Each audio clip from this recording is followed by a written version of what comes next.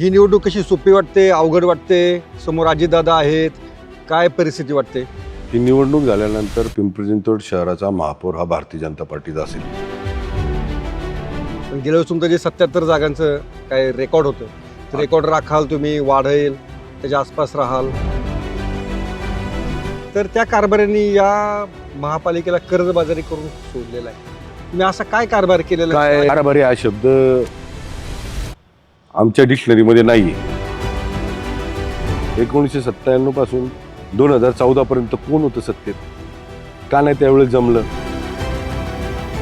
आणि तो कचरा तिथं संपुष्टात यावा म्हणून जर आम्ही काही तयारी करत असेल तर मग त्याच्यावर झालेला खर्च हा तुम्ही कर्जात धरणार का?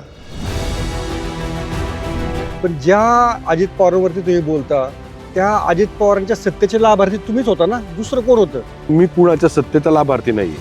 लाभार्थी तुम्हाला लाभाचा पद मिळालं की नाही? तुम्हाला स्टँडिंग चेअरमन तेव्हा कधी ते पण सांगतो तुम्हाला, ते पण क्लिअर करायचं मला अध्यक्ष करताना सुद्धा त्यांनी प्लॅनिंगच केलं की याच्यातच करायचं याला अध्यक्ष, म्हणजे याला काही काम करता पण नाही आलं पाहिजे.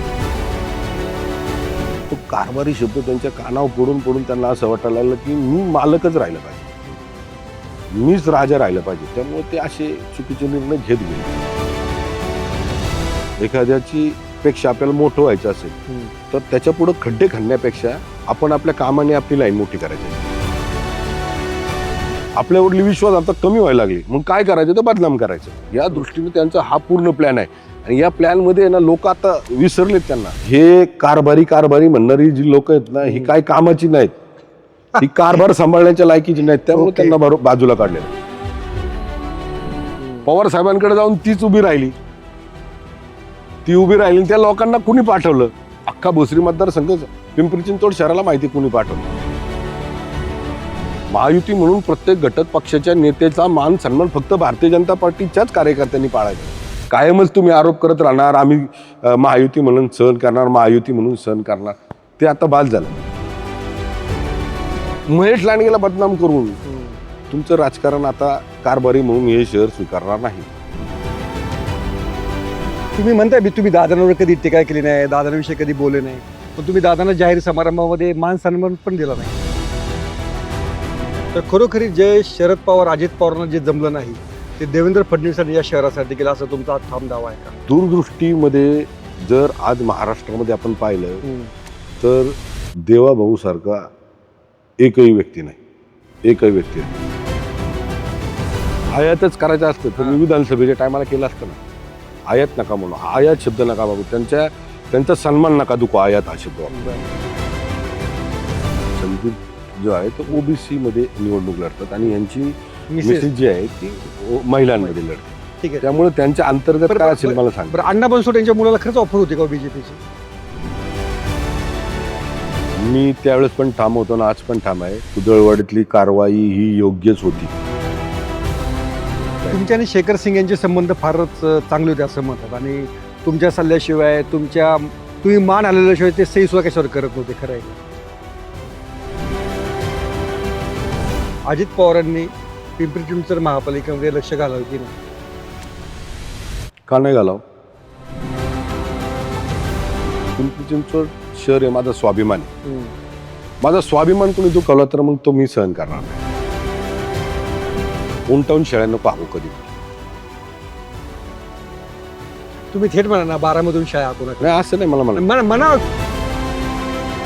महेश लांडगेंना खरोखरीच आता 2029च्या लोकसभेची तयारी करायची या निमित्तानं सुरू करतायत का? तुम्ही शिवसेनेचे खासदार श्रीरंग बारणे यांना अजिबात जुमानच नाही, तुम्ही त्यांना काही धीरच नाही वाटायला त्याच्याकडे. नमस्ते, मी योगेश कुटे. लेट्सअप चर्चा या कार्यक्रमामध्ये तुम्हा सर्वांचं पुन्हा एकदा स्वागत. आज मी भोसरी या ठिकाणी आहे. पिंपरी चिंचवड महानगरपालिकेची निवडणुकीची रणधुमाळी ऐन रंगामध्ये आलेली आहे आणि या निवडणुकीतले भाजपचे प्रमुख चेहरे, प्रमुख मोहरे असलेले आमदार महेशदादा लांडगे आज माझ्यासोबत आहेत. महेशदादा, तुमचं लेट्सअपवर खूप खूप स्वागत. जय श्रीराम. ही निवडणूक कशी सोपी वाटते, अवघड वाटते? समोर अजितदादा आहेत, काय परिस्थिती वाटते? पिंपरी चिंचवड शहराच्या 2026ची जी काय नगरपालिकेची निवडणूक आहे, ही निवडणूक झाल्यानंतर पिंपरी चिंचवड शहराचा महापौर हा भारतीय जनता पार्टीचा असेल. बरं, एवढा विश्वास आहे. तेवढा विश्वास आहे. पण गेल्या वेळेस तुमचं जे 77 जागांचं काय रेकॉर्ड होतं रेकॉर्ड राखाल तुम्ही वाढेल त्याच्या आसपास राहाल. लोकांचा विश्वास वाढलाय हम्म, त्यामुळं जागाही वाढतील. बरं. लोकांना जे अपेक्षित होतं हम्म, 5-7 वर्षामध्ये हम्म, ते आम्ही राज्य सरकार केंद्र सरकारच्या माध्यमातून एकदम प्रामाणिकपणे केलंय. बरं त्यामुळं जागा कमी होण्याचा संबंध येत नाही, जागा वाढतील. बरं. आमच्याकडं विश्वास लोकांचा वाढल्यामुळं तुम्ही हम्म. पाहिलं असेल मध्यंतरी बऱ्याचशा लोकांनी आमच्याकडे प्रवेशही केले. हो. त्याच्या मागचं कारण हे आहे की व्यक्ती केंद्रित पार्टी नाही आहे, बर. पक्ष नाही आहे. हम्म. हा समाजातला अंतिम घटक हम्म, डोळ्यासमोर ठेवून केंद्रबिंदू समजून काम करणारी पार्टी आहे. त्यामुळं शहरातला जो पण काय आमचा आकडा आहे तो वाढला. तो तुमचा वाढलेला आहे. पण या निवडणुकीमध्ये एक वैशिष्ट्य असं आहे की जे आदिदादा तुमच्यामध्ये केंद्रामध्ये सत्तेवर आहेत भाजपसोबत, राज्यामध्ये सत्तेवर आहेत, ते आता तुमचे प्रमुख विरोधी म्हणून महानगरपालिका निवडणूक लढवत आहेत. आणि त्यांनी पिंपरी चिंचवडमधली पहिली जी प्रेस कॉन्फरन्स घेतली या निवडणुकीसाठीची, त्यांनी थेट असा आरोप केला की या महानगरपालिका जी कधी काळी मी जेव्हा कारभारी होतो, म्हणजे अजितदादा जेव्हा कारभारी होते तेव्हा ती श्रीमंत महानगरपालिका म्हणून ओळखली जात होती. आता मात्र जे भाजपचे कारभारी होते त्यांनी तुमचं थेट नाव नाही घेतलं, पण तुम्हीच कारभारी होते काय जग जाहीर आहे. तर त्या कारभाऱ्यांनी या महापालिकेला कर्जबाजारी करून सोडलेला आहे. तुम्ही असा काय कारभार केलेला आहे? काय- अजितदादांना असं वाटतं तुम्ही म्हणजे असा विषय लक्षात घ्या. हा. कारभारी हा शब्द आमच्या डिक्शनरीमध्ये नाहीये. बरं. आम्ही जनसेवक आहोत, लोकप्रतिनिधी आहोत. हम्म, त्यामुळं कारभारी हा भारतीय जनता पार्टीमधल्या डिक्शनरीमधला शब्द नाहीच आहे. बरं. ज्यांना कुणाला वाटत होतं हम्म, की ही पिंपरी चिंचवड महापालिका, हम्म, ही पिंपरी चिंचवड पालिका माझी प्रायव्हेट कंपनी, त्याचा मी कारभारी आहे, बरं. त्यांच्यासाठी तो शब्द लागू होतो. ही एक लोकांसाठी, लोकांच्या सुविधा पुरवण्यासाठी, मूलभूत गरजा पुरवण्यासाठी, शहराचा वाढता जो लोकसंख्येचा टक्का आहे किंवा लोकसंख्या जी वाढती हम्म, त्याच्यावर काम करणं, दूरदृष्टी ठेवून 50 वर्षानंतर हे शहर त्याच्यावर काम करणार आहे. त्यामुळे कारभारी हा शब्द मला बिलकुल लागत आवडत नाही. बरं. आवडतच नाही. म्हणून ज्याला वाटतं कुणाला कारभारी हम्म, त्यांनी असं समजू नये की पिंपरी चिंचवड महापालिका ही त्यांची घरची प्रॉपर्टी, ही एक स्वायत्त कायदेशीर संस्था आहे. कायदेशीर बरोबर. संस्था. लोकांची लोकांसाठी संस्था. इथं मी एक जनसेवक म्हणून काम केलेलं आहे. तर महापौर असतील, ही संविधानक पदे जी आहेत हम्म, जी घटनेच्या नुसार आहेत, घटनेनुसार चालणारी महापालिका आहे. त्या घटनेत कुठं असं लिहिलं नाही महापालिकेला कारभारी म्हणून असं कुठलं पद नाही आहे बरोबर. हा. महापालिकेमध्ये, घटनेमध्ये नाही. आणि त्या संविधानामध्ये म्हणजे संविधानिकच नाही ते पद. त्यामुळं त्याला त्याच्याकडे लक्ष द्यायचं नाही. बरं. आता कर्जबाजारी या संदर्भात जर बोलायचं झालं हा. तर ज्यावेळेस ग्रीन बॉन्ड आम्ही पिंपरी चिंचवड महापालिकेचा केला हम्म, 200 कोटीचा, त्यावेळेस सगळे नेते महायुतीतले त्या ठिकाणी हजर होते. बरं. आणि ज्यावेळेस कर्जबाजारी असं म्हटलं जातं, मग त्यावेळेस मला पण असं आपल्या माध्यमातून विचारावं असं वाटतं. हम्म, म्हणजे आपल्या माध्यमातून त्यांना पण प्रश्न राहील माझा, आणि ज्या लोकांना या प्रश्नाचं उत्तर अपेक्षित आहे हम्म, त्यांना पण राहील. हम्म, एकतर 1997 पासून आमची जी समाविष्ट गावं पिंपरी चिंचवड शहरामध्ये आली, हम्म, त्या समाविष्ट गावांमध्ये 2017 पर्यंत, म्हणजे मी सांगतोय किंवा मी बोलतोय याच्यावर विश्वास न ठेवता, बरं. मी एक साधं उदाहरण देतो की तुम्ही चरवलीमध्ये गेलात, चरवली गावामध्ये गेलात, तर त्या चरवली गावामध्ये पठारेमाळा आहे, बुर्डे वस्ती, अशा व्यवस्थित. वाड्या आहेत, वस्त्या आहेत. 2017 पर्यंत, हम्म, 1997 गेलेलं गाव 2017 पर्यंत जर जास्त पाऊस झाला, एखाद्या वर्षी जास्त पाऊस झाला आणि जर वड्याला पाणी आलं, तर त्या बुर्डी वस्तीतल्या, त्या पठरेमाळ्यातल्या, त्या तालनेमाळ्यातल्या, त्या तिकडल्या लोकांना गावात येण्यासाठी रस्ताच नव्हता. म्हणजे गावातून त्यांचा संपर्क तुटत होता. जे गावात आले त्यांनी गावातच राहायचं, जे वस्तीवर त्यांनी वस्तीवर राहायचं, वाडीवर त्यांनी वाडीवरच राहायचं. आज तुम्ही जर गेला 2017 पर्यंत काय 2017 पर्यंत मी सांगतोय तुम्हाला, हम्म, 2017 पर्यंतची ही, म्हणजे मी सांगतोय ना, तिथं तुम्ही त्या लोकांना विचारलं तरी लक्षात येईल. सेम परिस्थिती मुळशीमध्ये होते, सेम परिस्थिती चिखलीमध्ये होते, सेम परिस्थिती तळवडेमध्ये होती, सेम परिस्थिती सगळ्या एरिया जिथं जिथं समाविष्ट गाव होती तिथं होती. आता हे सगळं करत असताना लोकसंख्या वाढली 20 वर्षामध्ये, लोकसंख्या वाढली. 1997 त्यांना का नाही कळालं की 20 वर्षाने आपल्या या पिंपरी चिंचवड शहराची लोकसंख्या 30 लाखाच्या पुढे जाणार आहे, हम्म, आपण दुसरा जलस्रोत पाहिलं पाहिजे, पाण्याचा स्रोत पाहिला पाहिजे. हम्म, तेव्हा त्यांना का नाही कळालं की जर या दिवाळीमध्ये एका दिवाळी दसऱ्याच्या मध्ये जर 1,00,000 गाड्या रस्त्यावर येत असतील तर त्या गाड्यांवर रस्त्यावर पाळण्यासाठी त्यांना त्या आधारित तेवढे रस्ते केले पाहिजेत. आपण डीपीवर काम केलं पाहिजे. 1997 पासून जर डीपीवर काम केलं असतं समाविष्ट गावांच्या तर गर्दी नसती झाली. नाशिक रोडच्या संदर्भात सेम परिस्थिती आहे. 1997 पासून 2014 पर्यंत कोण होतं सत्तेत, का नाही त्यावेळेस जमलं? हा सगळा जर आपण विचार केला तर जो पण आम्ही खर्च केलाय तो विकास कामांवर केलाय, प्रकल्पांवर केलाय. 1997ला किंवा जसं काही म्हणतात की आम्ही 30 वर्ष काम केलं, 30 वर्ष काम केलं. 30 वर्ष काम करत असताना या शहराची दुर्गंधी, पूर्ण कचरा हा भोसरी मतदारसंघामध्ये आहे. तो किती 15 लाख मेट्रिक टन कचरा होता. त्याच्यावर कुठला प्रकल्प नाही, कुठलं काय नाही. जे लोक आरोप करतायत तर त्या संदर्भामध्ये जर मी त्या कचऱ्यावर प्रक्रिया केली आणि तो कचरा तिथं संपुष्टात यावा म्हणून जर आम्ही काही तयारी करत असेल तर मग त्याच्यावर झालेला खर्च हा तुम्ही कर्जात धरणार का? हे कुणीतरी करायलाच पाहिजे ना. आज 15 लाख मेट्रिक टन तुम्ही 30 वर्ष आले तिथे तयार केला. आज माझे 10-15 वर्ष मी अजून 30 लाख मेट्रिक टन, 15 लाखचा जर 30 लाख मेट्रिक टन केला पण त्या कचऱ्यापासून नुसतं साठवूनच ठेवायचं, त्याच्यावर काय प्रक्रिया करायची नाही. असे विविध प्रकल्प आहेत. 850 बेडचं आम्ही हॉस्पिटल करतोय. कॅन्सरचं हॉस्पिटल महापालिका पहिली आपली महापालिका कॅन्सर हॉस्पिटल करते. IIM सारखं इन्स्टिट्यूट आपण इथं करतोय. पोलीस आयुक्ताला आपण इथं करतोय. वेगवेगळ्या आता 1982-83 ला PMRD झाली. म्हणजे आता PMRD PCNDT झाली, सॉरी PCNDT झाली, प्राधिकरण झालं. PMRD आता झालं. PMRD मध्ये विलिनीकरण केलं. 1982 पासून फक्त लोकांना प्लॉट विकले.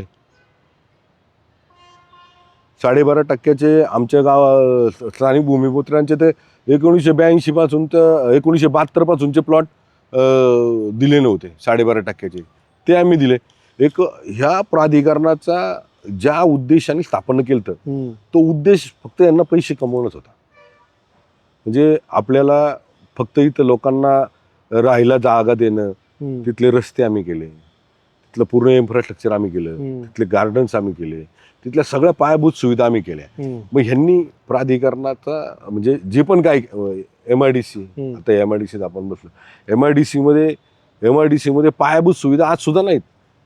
MIDC स्थापन करताना त्यांनी विचार करायला पाहिजे होता की MIDC स्थापन झाल्यानंतर त्यांना पाणी, त्यांना ड्रेनेज, त्यांचा कचऱ्याच्या विल्हेवाट ह्याच्यावर आपण कधी काम करणार. मी फक्त नाव करण्यासाठी हे केलं, बाकी काहीच नाही. पण याच्यामध्ये आता जेव्हा तुम्ही इतकं बोलता, इतकं माहिती तुम्ही देता, पण ज्या अजित पवारांवरती तुम्ही बोलता त्या अजित पवारांच्या सत्तेचे लाभार्थी तुम्हीच होता ना, दुसरं कोण होतं? तुम्ही अजित पवारांनी त्यांच्या सत्तेचे लाभार्थी नव्हतं, आम्ही लोकांच्या सत्तेचे लाभार्थी. कुठल्याही एका व्यक्तीमुळे बघा कुणालाही सत्ता मिळते ना, कुठलाही ही काय ही लोकशाही आहे, राज्यघटनेवर चालणारी लोकशाही आहे. कुणाच्यावर सत्ता मिळत नसती. पहा, जर मी इथं आज नगरसेवक झालो, आमदार झालो तर मी असं बिलकुल समजत नाही की माझ्यात काहीतरी लोकांनी मला निवडलं. लोकांनी जर मला मतदान नसतं केलं तर ना कोण राजा झाला असता इथं, ना कुठल्या पदावर गेला असता. त्यामुळे मी कुणाच्या सत्तेचा लाभार्थी नाहीये. तुम्हाला लाभाचं पद मिळालं की नाही? तुम्हाला स्टँडिंग चेअरमन कधी ते पण सांगतो तुम्हाला, ते पण क्लिअर करायचं मला. 2014 लोकसभा निवडणूक जाहीर झाली आणि आचारसंहिता झाली. त्या आचारसंहितेमध्ये मला अध्यक्ष केलं. आचारसंहितेमध्ये मला अध्यक्ष केलं म्हणजे तो 1 महिना पूर्ण माझा 45 दिवस बिनकामाचे गेले. त्याच्यानंतर 3 महिने मला काम करायची संधी मिळाली. 3 महिन्यांनी परत विधानसभेची आचारसंहिता लागली. 3 महिन्यांनी. त्या 3 महिन्यामध्ये मी माझं काम केलं. म्हणजे मला अध्यक्ष करताना सुद्धा त्यांनी प्लॅनिंगच केलं की याच्यातच करायचं याला अध्यक्ष, म्हणजे याला काय काम करता पण नाही आलं पाहिजे. 3 महिने मिळतील परत हा आपला हे आहे. आणि त्याच्यानंतर मग मी माझ्या त्या 3 महिन्याच्या काळामध्ये मी समाविष्ट गावांच्या जे पण नगरसेवक होते त्या नगरसेवकांना बरोबर घेतलं. बरं. त्या लोकांना नगरसेवकांना बरोबर घेतलं. मग ते वेगवेगळ्या पक्षाचे असतील त्यात मग सगळ्यांना बरोबर घेऊन त्यांचे काय प्रश्न आहेत, आता गरज कुठे आहे आपल्याला 3 महिन्यात काम करायचं, त्या ठिकाणी काम केलं. लोकांना कळालं की स्थायी समितीचा अध्यक्ष झाल्यानंतर फक्त आपला वार्ड नसतो बघायचा, फक्त आपला एरिया नसतो बघा, त्या स्थायी समिती हा शहराचा असतो.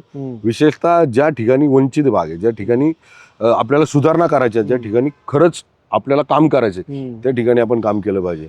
आणि त्यावेळेस नेमकं मी तेच साधलं. तुम्ही पहा, पुन्हा आळंदी रस्ता हा बऱ्याच वर्षापासून पेंडिंग होता. राज्य सरकार, राज्य महामार्ग, परत त्यानंतर पालखी महामार्ग, पण तो धाडसी निर्णय कुणीच घेतला नाही. माझ्या स्थायी समितीचा चेअरमन असताना तो मी घेतला. तो रस्ता पूर्ण झाला. आता बघा, तो रस्ता पूर्ण झाल्यानंतर मी 2014 रस्ता पूर्ण केला, पूर्ण घेतला ताब्यात करायला. म्हणजे मी म्हणजे महापालिकेने. मग माझ्या अगोदर अनेक स्थायी समिती चेअरमन होते. ॲव्हरेजनी तिथे आहे ना, ॲव्हरेजनी म्हणजे ते फार शोकांत, म्हणजे बोलायलाच शोकांत असं वाटतं, दुःख वाटतं की ॲव्हरेजनी त्या रोडवर वर्षाला इतके अपघात व्हायचे आणि मनुष्यानी व्हायची, मृत्युमुखी पडायची लोक. तो रस्ता झाल्यानंतर तुम्ही पहा त्या रस्त्याची परिस्थिती, त्या रस्त्यावर होणाऱ्या ॲक्सिडेंटचं प्रमाण पहा. त्याच रस्त्यावर आपण जो काही चिखली, मोशी, चरोली जो कॉरिडॉर केला, रेसिडेन्शियल कॉरिडॉर, त्याला कनेक्टिव्हिटी आपण केली आहे. 90 मीटर सारखा रस्ता चालू केला आहे. चरोलीमधले सगळे डीपीचे रस्ते आपण चालू केलेत, मोशीमधले चालू केले, डुडुळगावमधले चालू केले. म्हणजे आपल्याला फक्त म्हणजे पदावर राहण्याचा फक्त नाव पुढे लावायचं म्हणून नाही लावलं. 3 महिने मिळाले, त्याच्यात सुद्धा आपण आपल्या त्या लोकांना फायदा होईल याच्यासाठी. त्याचा तुम्हाला फायदा झाला. तुम्हाला लोकसभेच्या विधानसभेच्या वेळेस केल्यामुळे तुम्हाला पुढे लगेच राजकीय दृष्ट्या उपयोग झाला तुम्हाला लगेच. तो तर होणार ना, राजकीय दृष्ट्या तो फायदा होणारच ना. त्याच्यानंतर मी अपक्ष विलास लांडेंना म्हणत होते की नका करू याला अध्यक्ष, ते असं जाहीरपणे बोललेले आहेत. विलास लांडेंना म्हणत होते नका याला अध्यक्ष करू म्हणून. आता तो त्यांचा शेवटी कसं असतं, हे बा नशिबातलं कोण कोणाच्या कोण घेऊन जात नाही, ज्यांनी त्यांनी प्रामाणिक काम करायचं असतं. मला जर वाटलं असतं की अमुक महापौर नको करू, तमुक स्थायी समिती चेअरमन करू नको, मला आडवा जाईल, मला पुढं हे होईल, शेवटी ज्याच्या त्याच्या कामाने तो मोठा होत असतो. हे काय झालं, जुना लोकांना असं वाटायला लागलं की तो जो कारभारी शब्द आहे ना, तो कारभारी शब्द त्यांच्या कानावर पडून पडून त्यांना असं वाटायला लागलं की मी मालकच राहिलं पाहिजे, मीच राजा राहिलं पाहिजे. त्यामुळे ते असे चुकीचे निर्णय घेत गेले. त्यामुळे याच्या मागचा राजकीय मला फायदा झाला तर झाला. काय झाला, लोकांना कळालं की हा व्यक्ती स्थायी समिती चेअरमन झाला, यांनी फक्त भोसरी नाही पाहिलं, समाविष्ट गावं पाहिली, सरोली पाहिलं, मुशी पाहिलं, डुडुळगाव पाहिलं, सर्व समाविष्ट गावे पाहिली. त्यामुळं आणि समाविष्ट गावं पाहत असताना इथल्याही लोकांच्या कसं आपल्याला त्यांच्या बरोबर करता येईल याच्यासाठीच उपाय. एक त्यांचा काय एक शेवटचा त्यांचा आरोपाचा मुद्दा घेतो, नंतर आपण पुढे जाऊया. त्यांचं असं म्हणणं आहे की नुसतं कर्जबाजारी नाहीये, तर रीक केली जाते या ठिकाणी. काही विशिष्ट ठेकेदारांनाच ठेके दिले गेलेले आहेत आणि त्यामार्फत महापालिकेची लूटच झालेली आहे गेल्या 5-7 वर्षांमध्ये. कसं असतंय ते, आपलं ते सोनं आणि दुसऱ्याचं ते कार्टा, असा शब्द वापरावा लागेल. बऱ्याचशा गोष्टी अशा आहेत की ज्यावेळेस एखाद्या व्यक्तीला एखाद्याची प्रगती थांबवता येत नसेल तर त्याच्याकरता त्याची बदनामी केली जाते. आणि जे पण कामं महानगरपालिकेच्या माध्यमातून आज होत आहेत ती पारदर्शक होत आहेत, याची जर शहानिशा करायची असेल तर जे आपले नियम आहेत त्या नियमाच्या अधीन राहून हे सगळे टेंडर्स निघालेत, टेंडर नोटीस झाल्यात, टेंडर पब्लिश झालेत. आणि जसं इथून मागं या म्हणजे जिथं जिथं सरकारी संस्था आहेत त्या सरकारी संस्था ज्या पद्धतीनं आपलं काम करतात त्याच नियमाच्या अधीन राहून ही कामं झालेत. ज्यांना कुणाला वाटतंय की याच्यामध्ये अशा प्रकारची चूक झाली त्यांनी ते हे करावं ना. आता उद्या एखादा काही म्हणजे लेखी आणेल, पण त्याला आधार पाहिजे ना, काहीतरी महानगरपालिकेचा स्टॅम्प पाहिजे. महानगरपालिकेच्या जर कार्यक्षेत्रामध्ये असं काम झालंय तर त्याला महानगरपालिकेने त्याला दुजोरा दिला पाहिजे, महापालिकेच्या अधिकाऱ्यांनी दिला पाहिजे. हे लोक काय करता येते बघा, ते फार शिकलेली लोक असली तरी त्यांना एक जुने मला नेहमी आठवण करून द्यायला लागते. जे जुने आम्हाला नेहमी म्हणायचे आमच्या घरचे, एखाद्याची पेक्षा आपल्याला मोठं व्हायचं असेल तर त्याच्या पुढं खड्डे खणण्यापेक्षा आपण आपल्या कामाने आपली लाईन मोठी करायची असते. हम्म. हे त्या लोकांना सहन होत नाही. मी माझ्या किंवा महापालिकेच्या सर्व जे काही पदाधिकारी आमचे आहेत भारतीय जनता पार्टीचे, त्या सगळ्यांना बरोबर घेऊन ही कामं जी चाललेत ना ती त्यांना पाहत नाहीत. ओके. त्यामुळं आता त्यांना असं वाटलं, जर आपल्याकडे एवढे वर्षी सत्ता होती हम्म. तर आपण आपल्या डोक्यात ही का कल्पना नाही आली, कचरा आपण का नाही प्रक्रिया केली, पाण्याचा दुसरा स्रोत का नाही आपण पाहिला, या ठिकाणी आपण कॅन्सर हॉस्पिटल का नाही उभं करू शकलो, या ठिकाणी पिंपरी चिंचवड महापालिकेचं स्वतः पिंपरी चिंचवड शहरातल्या लोकांसाठी आपलं वेगळं आयुक्तालयाने काय आपण काय करू शकलो नाही, COB का नाही आपण गव्हर्नमेंट इंजिनिअरिंग कॉलेज का नाही करू शकलो, मेडिकल कॉलेज का नाही करू शकलो, पॅरामेडिकल कॉलेज का नाही करू शकलो. हे सगळं त्यांना आहे ना आता जाणवायला लागलं या 7 वर्षामध्ये की आपल्याकडे संधी असताना आपण केलं नाही आणि आता हे सगळं करतोय तर आपल्याकडे आपल्याकडली लोक आपल्यावरली विश्वास आता कमी व्हायला लागली. मग काय करायचं तर बदनाम करायचं. या दृष्टीने त्यांचा हा पूर्ण प्लॅन आहे आणि या प्लॅनमध्ये ना लोक आता विसरलेत, त्यांना म्हणजे लोकांच्या लक्षात आलंय हे कारभारी म्हणणारी जी लोक आहेत ना ही काय कामाची नाहीत, ही कारभार सांभाळण्याच्या लायकीची नाहीत, त्यामुळे ओके. त्यांना बाजूला काढलेलं आहे. बरं, याबाबत रवींद्र चव्हाण असं भाजपचे प्रदेशाध्यक्ष असं म्हणाले होते की मी देवेंद्र फडणवीसांना म्हणत होतो की अजितदादांना बरोबर घेऊ नका, आपल्याला पश्चाताप होईल. या विधानाशी तुम्ही सहमत असावीत असं या सगळ्या एकंदर तुमच्या वक्तव्यावरून मला वाटतंय.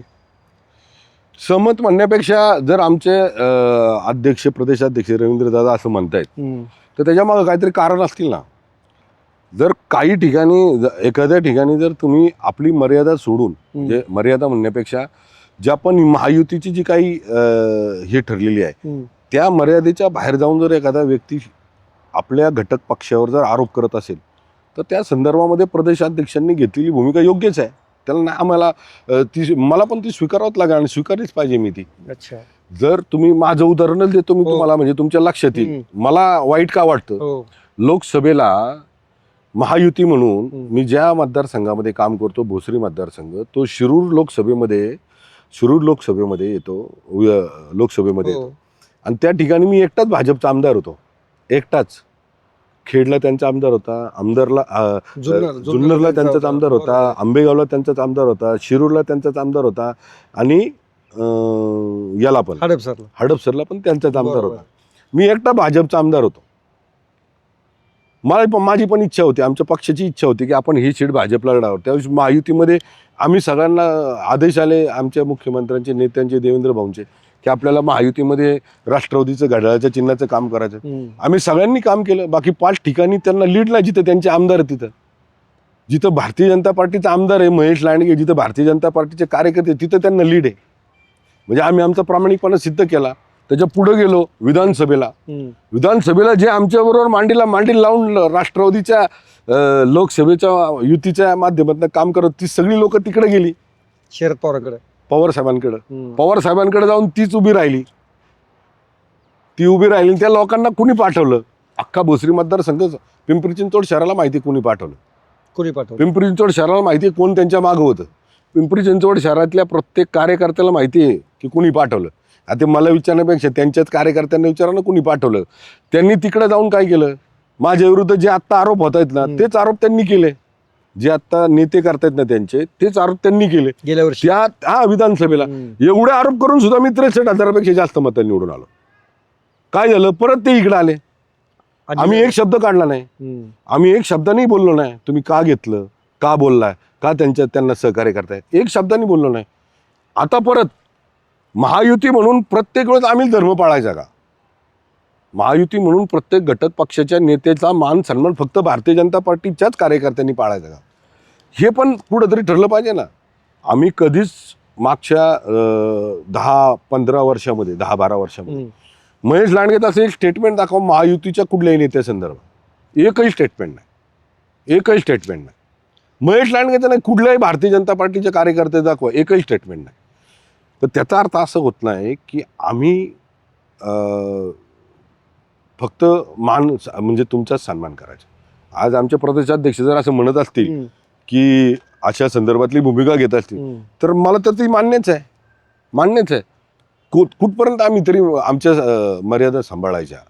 आम्हाला पण काय आहे का नाही, आम्हाला पण स्वाभिमान आहे, आमच्या पक्षाचा स्वाभिमान आहे, आमच्या कार्यकर्त्यांचा स्वाभिमान आहे. कायमच तुम्ही आरोप करत राहणार, आम्ही महायुती म्हणून सहन करणार, ते आता बाद झालं. आता या गोष्टी म्हणजे मी तर तुमच्या समोर मांडल्या पिंपरी चिंचवड शहरामध्ये मला अडचणीत आणण्यासाठी कशा प्रकारचं षडयंत्र केलं. जर माझ्या मनात जर खोट असती तर मी पण भारतीय जनता पार्टीचा मला राग काढायचा असता त्या समोरच्या घटक पक्षाच्या उमेदवारावर, तर मी पण लीड नसतं दिलं ना. मी तर माझ्याकडं भारतीय जनता पार्टी सगळ्या लोकांना म्हणलं असतं करा विरोधात काम. पण ती आमची शिकवण नाही ना, तो संस्कारच नाही आमचा. ह्यांनी कुणी पाठवलं हे भोसरी मतदारसंघातल्या प्रत्येक लोकांना माहिती आहे. ही जी टीम पलीकडे गेली तिकडे जाऊन तेच आरोप करत होते, तेच आरोप घेऊन लिहून आले का यांच्याकडे दिले नेत्यांकडे, ते पण तेच करतायत. अच्छा. मग हे जे काही षडयंत्र माझ्या विरोधात चाललं होतं ना, ते आता उघडकीस पडलं. म्हणजे जो फक्त लोकांच्या मनात संशय होता ना, तो संशय आता त्यांनी बळकट केला की आम्ही एकच आहोतो. तुमच्यावर महेश लांडगेला तुम्ही एकटेच दादांची साथ सोडून गेलेले नाही, असे अनेक नेते 2014 मध्ये दादांची साथ सोडून गेलेले आहेत. कसं असतंय माहिती आहे, तुमच्यावर त्यांचा राग का? कसं आहे माहिती आहे, म्हणजे मी माझ्या क्षेत्रातलं एक उदाहरण देतो. तालीम क्षेत्रात आमच्याकडे कसं असतं माहिती आहे, आम्ही ज्यावेळेस तालमीत जातो ना, आम्ही कुस्तीचा सराव सुरू करतो त्यावेळेस आमच्यापेक्षा मोठ्या जे काही पैलवान असतात त्यांच्याकडनं आम्ही त्या कुस्तीचे धडे घेतात. बरं. कुस्तीचे धडे घेत घेत घेत घेत आम्ही आमचा स्किल वाढवत असतो. त्या स्किल वाढवताना कधी कधी असं होतं की आमचे प्रामाणिक कष्ट, प्रामाणिक व्यायाम, परिश्रम तुमचे प्रामाणिकपणे त्या मल्लविद्येला दिलेला वेळ, प्रामाणिकपणे आम्ही हनुमंतरायाची केलेली सेवा, त्या मातीशी राहिलेला आमचा प्रामाणिकपणा, कधी कधी तो आमचा जो सिनियर असतो ना त्याच्यापेक्षा आमची प्रगती जास्त होते. मग कधी कधी तो त्याच गटात राहतो आणि आमचा गट वाढतो, आमची जोड वाढते आणि मग त्यानंतर तो माणूस थोडासा नैराश्यात जातो. त्याला असं वाटतं अरे मी माझ्याबरोबर राजकारणात आला, माझ्यापेक्षा लहान होता आणि आज माझ्याबरोबर माझ्यापेक्षा पुढे गेला, तर ते स्वीकारण्याची भूमिका नाही राहत त्याची. आणि मग तो काय करतो, मग ते त्याच्या खोड्या काढतात, म्हणजे त्याला मुद्दाम कुठंतरी त्याला बदनाम करणं, त्याच्याबद्दल चुकीचा प्रचार करणं, फेक नेरेटिव्ह, हे असे प्रकार करतो. आणि त्यामुळं मग ते काय होतं, त्यांच्या थोड्याशा नैराश्यात जाऊन त्यांना सहन होत नाही. त्यामुळं मला एकट्याला टार्गेट केलं जाते. मी तर काय त्यांच्याबद्दल बाबतीत बोलत नाही, त्यांच्या विरोधात बोलत नाही किंवा त्यांना कुठं असं कमीपणा येईन अशा संदर्भात सुद्धा कुठं वक्तव्य करत नाही, जाहीर पण करत नाही, वैयक्तिक एकांतात मित्रांमध्ये पण करत नाही, कुठंच करत नाही. पण त्याचा त्यांना काय झालं माहिती आहे, हे सहन होत नाही. बघा पहिला असं व्हायचं, महेश लांडगे 2-2 दिवस कधीतरी कुणाच्या इथे जाऊन महेश लांडगे सारखे असंख्य या पिंपरी चिंचवड शहरातले तरुण ज्यांना राजकारणामध्ये येऊन समाजकारण करायचे, असे असंख्य तरुण कधीतरी येऊन कुणाच्या तरी घराच्या बाहेर बसायचे.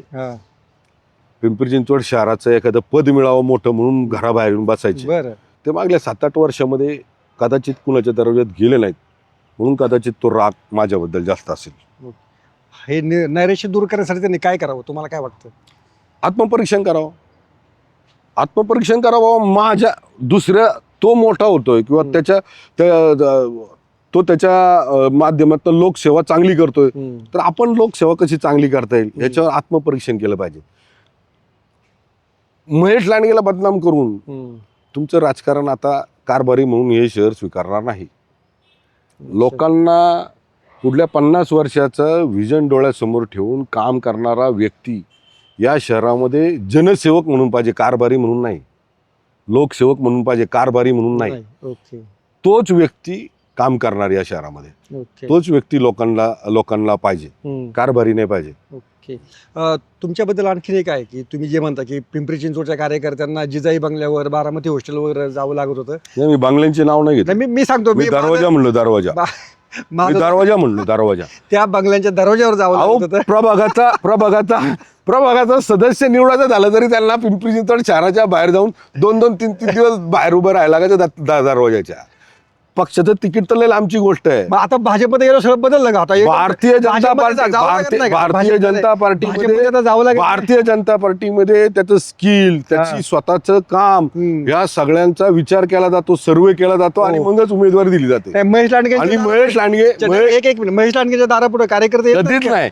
तुम्ही कुणाला विचारा, जे दादा मला महापौर पद झाले द्या, जे दादा मला स्थानिक पद द्या, दादा मला या कमिटीवर घ्या. एकालाही नाही आणि तुम्हाला सगळ्यात त्याच्यापेक्षा हे पदबिद तरी आमची हा. एकालाही हे बी फॉर्म घ्यायला महेश लांडगेच्या दरवाजा द्यायला लागलं की विचारा. भारतीय जनता पार्टीने सर्वे केलेल्या लोकांना तिकीट दिले आम्ही. भारतीय जनता पार्टीच्या लोकांना आम्ही कुणाला म्हटलं नाही माझ्या मागं फिर गाडीत ये माझ्यासाठी हे कर ते कर, कधीच नाही. इतकं प्रामाणिक काम आणि मित्र म्हणून राहिलो मी लोकांबरोबर. भोसरी मतदारसंघ जीव तळतळतो काय, मित्र म्हणून राहिलो मी लोकांबरोबर. मी त्यांच्या सुखदुःखात राहिलोय, मी त्यांचा आपला म्हणून राहिलोय. आणि हे जो आपलेपणा आहे ना हा कदाचित काही लोकांना आवडला नाही. अच्छा, आवडला नाही. हे जे तुम्ही म्हणताय तुम्ही दादांवर कधी टीका केली नाही, दादांविषयी कधी बोलले नाही, पण तुम्ही दादांना जाहीर समारंभामध्ये मान सन्मान पण दिला नाही. देतो की मी. ते त्यांनी जाहीरपणे व्यक्त केलं. महेश ते काय झालं महेश तू माझं नाव घ्यायला विसरलास असं नाही त्यांनी नाही असं नाही. जाहीरपणे मी व्यक्त माझ्या केली. भाषणामध्ये हा, माझ्या भाषणामध्ये आदरणीय मुख्यमंत्री हा. देवेंद्र भाऊ फडणवीस, आदरणीय उपमुख्यमंत्री सन्माननीय अजितदादा पवार हो. असं नाव घेतलंय. माझं भाषण ऐका तुम्ही, हम्म. माझं भाषण ऐका आणि त्याच्या पुढे सांगतो. हो. ज्या वास्तूचं भूमिपूजन ते होणार होतं, हम्म. ज्या वास्तूचं भूमिपूजन होणार होतं ती वास्तू ही मुख्यमंत्री 2014 ते 19 आदरणीय देवेंद्र भाऊ होते. त्यांच्या काळात हे पोलीस कमिशनरेट तयार झालं. हम्म. त्यानंतर त्या कमिशनरेटचं भूमिपूजन हम्म. हे सुद्धा मुख्यमंत्री देवेंद्र भाऊ असतानाच होते, बरोबर. हे मी सांगितलं. हम्म. त्यानंतर त्याच्या समोर कोर्टाची बिल्डिंग आहे. हो. 1982 पासून या शहरामध्ये कोर्ट आहे, हम्म. पण त्या कोर्टाला स्वतःची बिल्डिंग बिल्डिंग नव्हती. नव्हती, भाड्याच्या बिल्डिंग मध्ये होते. माझे म्हणजे हे काय तुम्ही इथं असणाऱ्या सगळ्या श्रेष्ठ वकिलांना विचारा. हम्म. सन्माननीय कोर्टाला पण आहे ना ही कोर्टाची बिल्डिंग नव्हती. ती कोर्टाची बिल्डिंग सुद्धा आदरणीय मुख्यमंत्री देवेंद्र भाऊंनी दिली. त्याच्याच बाजूला COPA college government engineering college आहे, ती सुद्धा आदरणीय देवेंद्र भाऊंनी दिलं. या शहराला दुसरा जलस्रोत, दुसरा पाण्याचा स्रोत हा सुद्धा मुख्यमंत्री हे मी सांगितलं. मी चुकीचं नाही म्हणलं. मी त्यांनी काय केलं नाही याच्यावर नाही बोललो. मी असं म्हटलं नाही की त्यांनी काय केलं नाही म्हणून. मी त्या ठिकाणी जो कार्यक्रम होता त्या कार्यक्रमाला अनुसरून हम्म. योगायोग काय होता ह्याची मान्यता मुख्यमंत्री आपण असताना दिली हम्म. आणि याचं भूमिपूजन आपण मुख्यमंत्री असताना होतं, याचा मला आनंद आहे. ओके. हे मी बोललो. मी त्यांचं नाव सन्मानानं ज्यावेळेस भाषण चालू झालं त्यावेळेस मी घेतलं. बरं. फक्त हे जे ज्याचं श्रेय तुम्ही त्याला दिला असं तुमचं श्रेय नाही म्हणायचं. हा, मी परत म्हणतोय हा. जी जबाबदारी लोकप्रतिनिधी म्हणून आम्हाला मिळते, हम्म. जी जबाबदारी मुख्यमंत्री म्हणून आदरणीय देवेंद्र भाऊंना भेटते, हम्म. देवेंद्र भाऊंनी मुख्यमंत्री म्हणून ती जबाबदारी कारभारी म्हणून नाही, हम्म. इथं लोकांची गरज ओळखून दिलेली आहे. अच्छा. पोलीस कमिशनरेट म्हणजे या शहरातल्या वाढत्या लोकसंख्येच्या अनुषंगानं ते गरजेचं होतं म्हणून देवेंद्र भाऊंनी दिली. हम्म. देवेंद्र भाऊंनी सुद्धा जनसेवक म्हणूनच ती जबाबदारी पार अच्छा. पाडली. तुमचा कारभार या शब्दावर फारच आक्षेप दिसतो. म्हणजे तुम्हाला खरोखरीच या नाही, शब्दाने छळलंय का तुम्हाला नाही फार? तसं नाही हो. तुम्ही सुरुवात करताना काय म्हणले हा. तुम्हीच कारभारी होता. तुम्हीच कारभारी होता. आम्ही कारभारी कधीच नव्हतो. बरं. मी तुम्हाला त्याच्यामुळे सुरुवात केली. कारभारी हा शब्द. ओके. कारभारी हा शब्दाचा अर्थ वेगळा घेऊ नका. बरं. कारभारी हा म्हणजे काय ती प्रायव्हेट कंपनी नाही, ती एक लोकांच्या हितासाठी घेणारे निर्णय घ्यायचे. बरोबर. तर त्याच्याकरता तिथं असणारा हा लोकसेवक जनसेवकच असणार. एक आणखीन याच्यामध्ये एक महत्त्वाची जी गोष्ट आहे की देवेंद्र फडणवीस यांचं नामोल्लेख तुम्ही प्रत्येक कामामध्ये करताय, क्रेडिट देताना करता. तर खरोखरी जे शरद पवार अजित पवारांना जे जमलं नाही ते देवेंद्र फडणवीसांनी या शहरासाठी केलं असं तुमचा ठाम दावा आहे का? मुद्दाम 2 नावं घेतोय ती आणि त्याबद्दल तुम्ही स्पष्टपणे बोला. देवेंद्र भाऊंबद्दल बोलायचं झालं ना, मी बाकीच्यांचं हे नाही करणार, पण देवेंद्र भाऊन जर बोलायचं झालं तर एकदम दूरदृष्टी असलेला नेता आहे. एकदम दूरदृष्टी. त्यांच्यावर किती पण आरोप आणि म्हणजे तुमच्यासमोर बोलू शकत नाही एवढे आरोप झाले, पण त्या माणसाने त्या व्यक्तीने दूरदृष्टी आपली सोडली नाही. देवेंद्र भाऊ तुम्ही पहा, हे शहर, या शहराची वाढती लोकसंख्या, वर्षाला किती पर्सेंटेजनी हे शहर वाढतंय आणि मग हे शहर वाढतंय, या टक्केवारीने वाढतंय. तर या शहरासाठी तू 2031ला जवळजवळ म्हणजे आमची चर्चा झाल्यानुसार 50 लाखापर्यंत लोकसंख्या जाईल. 2047 पर्यंत 1 कोटी लोकसंख्या होईल. मग त्या दृष्टीनं काम करायचं आपल्याला. हा विचार ज्यावेळेस आम्ही त्यांच्या समोर मांडला त्यावेळेस ते म्हणले महेश एकदम बरोबर आहे. आता मतदान मिळेल, आज मतदान मिळेल म्हणून लोकांना फक्त आजच्या पुरतं समाधान करायचं, याच्यासाठी राजकारण किंवा समाजकारण करू नको. लोकांना पुढल्या 50 वर्षानंतर ज्यावेळेस जी पिढी येईल, पुढल्या आता लोक काय विचार करतात, आता मी काय विचार करतो, माझ्या मुलांना, माझ्या मुलांच्या मुलांना किंवा माझ्या पुढल्या येणाऱ्या पिढीला सगळ्या म्हणजे सुविधा मिळाव्या, चांगलं शिक्षण मिळावं, चांगलं आरोग्य मिळावं, सगळ्या सुविधा महानगरपालिकेतून मिळाव्या, सरकारकडनं मिळाव्या, हा मी विचार करतो. मी करतो तसाच सगळ्या माझ्या शहरातला नागरिक करतो. आणि ती दूरदृष्टी ठेवून मी ज्यावेळेस देवेंद्र भाऊंकडे गेलो की बाबा माझ्या शहराची 2031 ची लोकसंख्या 50 लाखाच्या जवळ असेल, 2047 ला 1 कोटीच्या जवळपास जाईल, मग मला हे आत्ता तात्पुरतं समाधान नको भाऊ मला. त्यावेळेस देवेंद्र भाऊंनी सांगितलं एकदम योग्य काम करतोय तू, एकदम योग्य काम करतोय, तात्पुरतं समाधानी काम करताना हे त्यांना आवडलं. आणि मला पण त्यांच्याबद्दल वाटलं, त्यांनी सुद्धा हाच विचार केला. मग हे कचऱ्यावरचा प्रकल्प करताना ज्यावेळेस मी सांगितलं कचऱ्यावरचा प्रकल्प असा आहे, एकदम बरोबर आहे म्हणलं की घ्या पुढे घ्या, कारण तो कचरा आज जर 15 लाख मेट्रिक टन आहे तर अजून 2031 ला लोकसंख्या वाढणार, त्याचा कचरा पण वाढणार आहे. बरोबर आहे. 2047 ला लोकसंख्या वाढणार आहे तर कचरा वाढणार आहे. मी त्यांना म्हणलं पाण्याचा स्रोत मला दुसरा पाहिजे. ते म्हणले बरोबर आहे, 2031 ला जर एवढी लोकसंख्या वाढणार तर पाण्याचा स्रोत आपण तयार केला पाहिजे, कचऱ्याचा स्रोत केला पाहिजे. आता ट्रॅफिकची समस्या वाढली, ट्रॅफिकच्या संदर्भात काय केलं पाहिजे तर विकास आराखड्यावर काम केलं पाहिजे. मग तू समाविष्ट गावांचा विकास आराखडा डेव्हलप करायला घे, त्याच्यावर काम कर, त्याच्यावर निधी खर्च कर. म्हणजे जे पण मी काम करत गेलो, जे पण त्यांच्या समोर मी भूमिका मांडली, त्याला ते ना दूरदृष्टी ठेवून पाहत होते. म्हणजे फक्त मर्यादेत मला फक्त लोकांना आलेत आणि त्यांना आश्वासन द्यायचे आणि आश्वासन घेऊन मला निवडणूक जिंकायची आणि परत तसं राहिलं. म्हणजे उदाहरण द्यायचं झालं तर ते त्याचा तुम्ही अर्थ वेगळा घेऊ नका. आता भोसरीपासनं समाविष्ट गाव असतील किंवा तळवडे सारखं आमचं गाव असेल, माझ्यामध्ये रेड झोन सारखा प्रश्न आहे. रेड झोन सारखा प्रश्न, रेड झोन हा प्रश्न निर्माण होणारी संस्था, निर्माण होणारं जे पण काय केंद्र सरकार आहे, केंद्र सरकारमध्ये संरक्षण खातं आहे, संरक्षण खात्याच्या अंतर्गत हा प्रश्न येतो. मग आता त्याचा पाठपुरावा आम्ही करतोय, पर्रिकर साहेबांच्या माध्यमातून केला, आता आम्ही आदरणीय अमित शहाच्या माध्यमातून करतोय, देवेंद्र शहाच्या माध्यमातून करतोय, आणि बऱ्यापैकी आम्ही तो सोडवायच्या जवळ आलोय. ते काय होतं, परत त्याचं राजकारण केलं जातं. पण हा प्रश्न जर दूरदृष्टी ठेवून सोडवला असता, आज आमच्या त्या परिसरामध्ये इतके नागरिक राहिलायत, त्यांचं घर स्वतःचं अधिकृत होत नाही. बरोबर. मग आता जर दूरदृष्टी ठेवणारा नेता या शहरामध्ये असते तर हा प्रश्न सुटला असता. आजपर्यंत राहिलाय. म्हणून दूरदृष्टीमध्ये जर आज महाराष्ट्रामध्ये आपण पाहिलं तर देवाभाऊ सारखा एकही व्यक्ती नाही. म्हणजे मी त्या पक्षाचा कार्यकर्ता आहे, मी त्या पक्षाचा आमदार आहे म्हणून मी म्हणत नाही. मी ज्यावेळेस अपक्ष निवडून अपक्ष आलतो त्यावेळेस माझी देवेंद्र भाऊंची पहिली भेट, त्याच्यानंतर मी त्यांच्यावर काम करायला सुरुवात केली, त्यांच्यानंतर त्यांचे विचार पाहिले. त्यांनी जर असं म्हटलं असतं की बाबा तुला लांबचं करू नको, निवडणुकीपुरतं बघ, तर मला पण माझ्या मनात पण तीच भावना तयार झाली असती. पण त्यांनी मला सांगितलं तू ज्यावेळेस भारतीय जनता पार्टीत जॉईन करतोय, भारतीय जनता पार्टीच्या विचारधारा देतोय, माझ्याबरोबर काम करतोय, त्यावेळेस तू फक्त 1 आणि 2 वर्षाचा विचार नाही करायचा. आपल्या एरियातल्या पुढल्या 50 वर्षामध्ये आपण ज्या भागात लोकप्रतिनिधी म्हणून काम करतो, ज्या शहरात काम करतोय, त्या भागातल्या पुढल्या 50 वर्षाचा पुढला विचार करायचा, व्हिजन ठेवून काम करायचं, आणि त्याच्यावर आम्ही काम करतो. तुम्ही आता एवढं काम करत असा दावा करताय, देवेंद्र फडणवीस यांनी शहरासाठी काय काय केलं ते सगळं सांगताय, भाजपची ताकद वाढली अशी सांगता, मग तुम्हाला इतर पक्षाचे एवढ्या मोठ्या संख्येने नेते कार्यकर्ते आयात का करावं लागले महानगरपालिके निवडणुकीच्या काही दिवस आधी? आयात नाही करायला लागली साहेब, ते स्वतःहून आले साहेब. हे शहर घडवताना कुणी एका व्यक्तीचं योगदान नाही साहेब. या शहरामध्ये ज्याला जो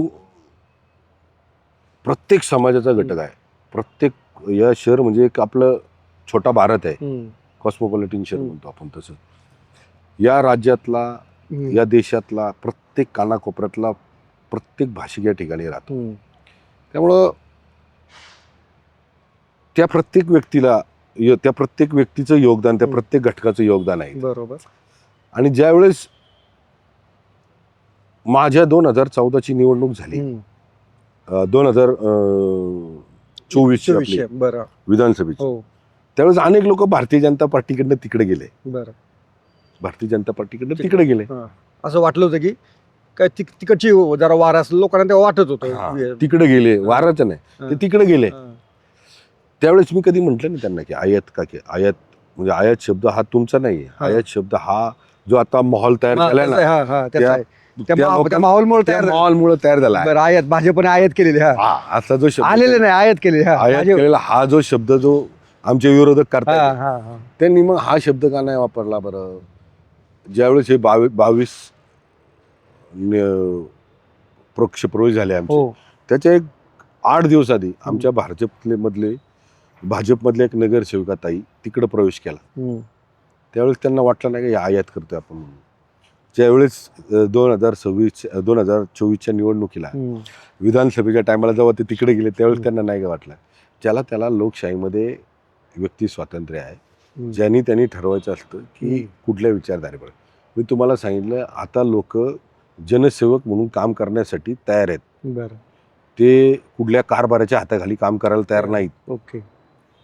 कुठल्याही परिस्थितीमध्ये त्यांना ज्या विधानसभेमध्ये ज्या वार्डामध्ये प्रभागामध्ये महानगरपालिका काम करतात तिथं त्यांना त्या लोकांच्या हितासाठी निर्णय घ्यायचे आणि ते निर्णय घेण्यासाठी त्यांना मोकळीक पाहिजे. आणि त्या विश्वासानं त्यांनी आमच्याकडं आलेत. ते असं काही नाहीये की त्यांना आम्ही गेलो आणि म्हणलं हे करा, तसं काहीच नाही केलं. आणि हा तर बिलकुल किती लोकांना तुम्ही तसं जर यांना मला आयातच करायचं असतं तर मी विधानसभेच्या टायमाला केलं असतं ना. आयात नका म्हणू, आयात शब्द नका वापरू, त्यांचा सन्मान नका दुखो, आयात हा शब्द वापरू. त्यातल्या किती लोकांना तुम्ही उमेदवारी दिली?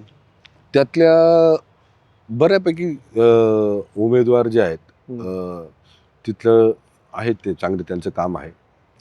तोच आता अनेकांचा प्रश्न आहे, तुमच्याकडे सक्षम उमेदवार नव्हते म्हणून तुम्ही मग ते पक्षामध्ये घेतले असं काय नाही. सक्षम आमची पार्टी तर तुम्हाला माहिती आहे, आमच्या पार्टीचा केडर फार बूथ पासून चालू होतं. बरोबर. आमची पक्षाची जी बांधणी आहे ती बूथ पासून चालू होते आणि आमचे बूथ इतके मजबूत आहेत, त्याच्यामुळे आम्हाला कुणी आल्यानंतर आमच्याकडे सक्षम उमेदवार असा आहे असं नाही बिलकुल.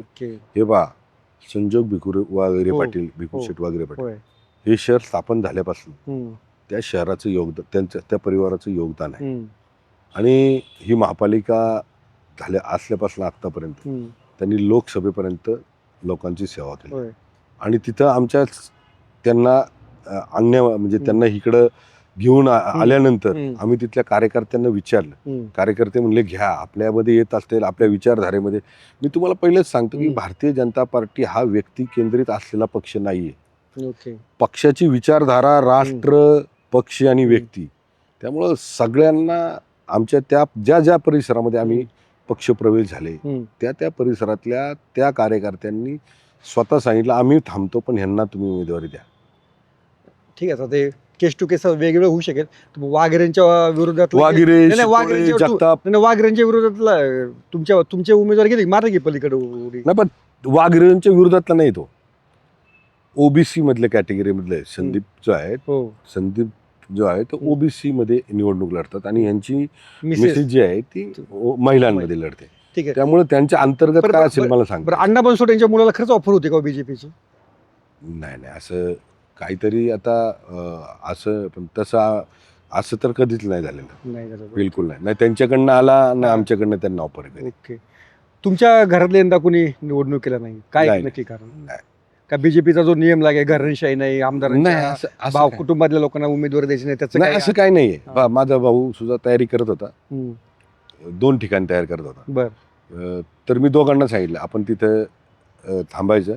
म्हणजे आमच्या घरातच ठरलं की आता जर एखादा तिथं आपल्याकडं एखादा संघर्ष कमी होत असेल, संघर्ष कमी करून जर आपल्याला एकत्र येऊन जर तिथल्या भागाचा विकास करायचा असेल तर तिथं आपल्याला थांबायचं आणि त्या व्यक्तीला संधी द्यायची. बघा, संघर्षात आपण पाहतो आता सोलापूरला काय झालं, मुंबईत काय जात आहे, वेगवेगळ्या ठिकाणी तुम्ही पाहताय संघर्षामध्ये लोक एकमेकाच्या जीवा उठलेत. म्हणजे राजकारणामध्ये इतका टोकाचा निर्णय घ्यायला लागलेत की एकमेकाचं आयुष्य संपवायला निघालेत. आणि ते मला नको वाटलं. आपण नेहमी ही आहे ना सकारात्मक भूमिका घेतली पाहिजे, नेहमी संघर्ष टाळण्याची भूमिका घेतली पाहिजे. अनेकांना संघर्ष टाळण्याच्या भूमिकेतनं मी त्या ठिकाणी माझ्या भावाची उमेदवारी थांबवली. अनेक ठिकाणी मी लोकांना सामावून घेतलं आणि ते सामावून घेत असताना माझा उद्देश इतका प्रामाणिक आहे की मी त्या ठिकाणी माझी भावना जेवढी आहे की जर समोरासमोर येऊन संघर्ष होऊन त्यात काहीतरी विध्वंस घडणार असेल तर तिथं आपण थांबलं पाहिजे, संघर्ष टाळला पाहिजे आणि एकत्र येऊन एकामेकात घालून पुढे गेलं पाहिजे. 2014 पूर्वीचे महेश लांडगे आणि आत्ताचे महेश लांडगे याच्यात मला फरक जाणवतोय. 2014 पूर्वी तुम्ही असेच होते? असंच एवढं सरळ होतो. नव्हते? सरळच होतो मी, सरळच होतो. सरळ माणसाला ज्यावेळेस तोडता येत नाही ना त्यावेळेस त्याला बदनाम केलं जातं. हा तर आमचं म्हणजे हा इतिहासच आहे आमचा. बदनामी केल्याशिवाय तर आपण म्हणजे हे पहिली राजकारणातली व्याख्या पहिली अशीच होती की एखाद्याला बदनाम करून राजकारणात त्याच्याविरुद्ध मोठी मोठी भाषणं करून त्याच्याविरुद्ध मोठमोठ्या प्रेस घेऊन आपल्याला राजकारणात आपलं नाव मोठं करता येतं, ही पहिली व्याख्या होती. पण 2014 नंतर ती व्याख्या बदलण्यामध्ये बऱ्यापैकी मला यश आलेलं आहे. बऱ्यापैकी कुणाला बदनाम न करता, कुणाच्या राजकीय वाटचालीमध्ये त्याच्या पुढं खड्डे न खणता, कुणाला कुणाची म्हणजे काय म्हणतो आपण चुकीची म्हणजे त्याचं आयुष्य खराब होईल, त्याच्या कुटुंबाचं आयुष्य खराब होईल व त्याच्यामुळे संघर्ष निर्माण होईल असं न करता आपण आपल्या मार्गाने जर सरळ चालत राहिलो तर लोक आपल्याला स्वीकारतात. हे मला या 2014 नंतर कळलं. तुमचा गेल्या वर्षभरातला एक सगळ्यात मोठा निर्णय होता तो म्हणजे कुदळवाडी प्रकरण. सगळे अतिक्रमण हटवली, 600-700 एकर किती काय जी जागा होती ती जागा रिकामी झाली.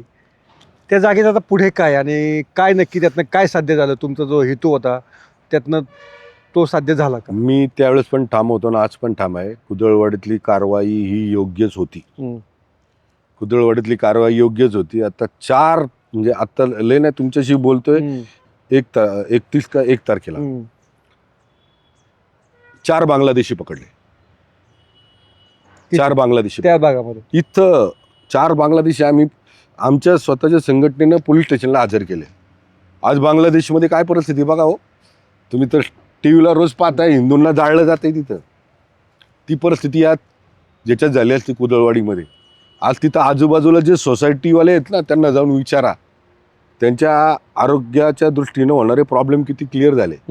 ट्रॅफिकच्या संदर्भामध्ये तिथं जे 8-10 शाळा आहेत त्या शाळेमध्ये जे पालक आपल्या विद्यार्थ्यांना सोडायला जातात त्यांना विचारा ती कारवाई झाल्यामुळे किती त्या लोकांना त्यातनं हे झालंय, बरं वाटायला लागले. तिथं राहणाऱ्या आजूबाजूच्या लोकांना विचारा कशी दहशतीत राहत होते. अहो लांब कशाला. आत्ता दिल्लीमध्ये जो बॉम्बस्फोट झाला त्यातले काही आरोपी कोंडव्यात पकडले आणि एक आरोपी आमच्या मुशीमध्ये कुदळवाडीच्या बाजूला पकडला, तिथं पकडला.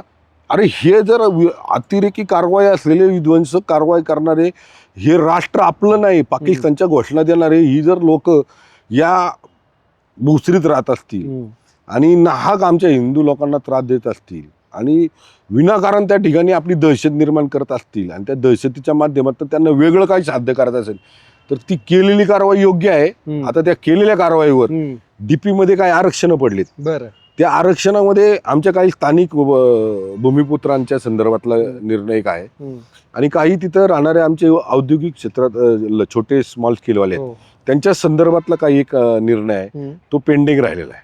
अच्छा, त्याच्यामुळे आम्ही थांबलोय. आता तो एरिया जी भंगारवाडी म्हणून ओळखलं जायचं, जी स्क्रॅप एरिया म्हणून ओळखलं जायचं, जिथं फिरताना सुद्धा, जिथं शिक्षण घेताना सुद्धा, जिथं प्रवास करताना सुद्धा लोकांना भीती वाटायची, तो एरिया या पिंपरी चिंचवड शहरातला पुणे जिल्ह्यातला सगळ्यात चांगला एरिया होईल अशा प्रकारचे नियोजन आम्ही तिथं केलंय. आता काही ठिकाणी विरोधक तिथं सुद्धा लोकांच्या मनात संभ्रम निर्माण करतात. कुणातरी तरी हेलिकॉप्टरवर फिरत होतं, कुणाला तरी अदानींना जागा देणार होतो असं म्हणले. अदानींना जागा देणार होतो असं म्हटल्यानंतर जे लोक असं म्हणतायत की अदानींसाठी ती जागा स्वच्छ केली. आता तीच लोक अदानी ज्यांच्या घरी आले त्यांच्याच पक्षात आहेत. ओ, तुमचा रोग अजित पवारांकडे आहे का? नाही मला नाही म्हणत ते कुणाच्या. आता अदानी साहेब कुणाच्याही घरी जाऊ शकतात. तसं त्यांनी विचार करावा. कुणा अदानी साहेबांच्या सगळ्या पक्षांमध्ये संबंध असतील. तसं अदानींच्या बरोबर काम करणारे जे माझ्यावर आरोप करत होते किंवा या कारवाईवर आरोप करत होते, ही कारवाई आहे ना, मी करण्यामागचा उद्देश असा आहे की मला माझं शहर सुरक्षित ठेवायचं, मला माझा परिसर सुरक्षित ठेवायचा आहे. मग माझ्यावर आज सुद्धा मी सांगतो, या संदर्भामध्ये माझ्यावर कुणीही किती आरोप केले आणि कुणीही किती प्रकारचा माझ्या त्या संदर्भामध्ये माझ्या निर्णयाच्या विरोध केलं, तरी मला या निर्णयामध्ये मुख्यमंत्री देवेंद्र भाऊ फडणवीस यांनी पूर्ण ताकद दिली आणि म्हणले जसं त्यांचं विजन आहे कुठल्या 50-60 वर्षाचं, तेच विजन डोळ्यासमोर ठेवून मी कारवाई केली. आज अनेक लोकांना वाईट वाटलं असेल, पण अनेक लोकांच्या पुढल्या पिढ्यांसाठी मी हा निर्णय घेतलेला आहे. तिथल्या राहणाऱ्या माझ्या स्थानिक भूमिपुत्रांच्या पुढल्या पिढ्यांसाठी निर्णय घेतलाय. काही लोकांचं नुकसान झालं असेल ते मी मान्य पण केलं तुमच्या मागच्या मुलाखतीमध्ये.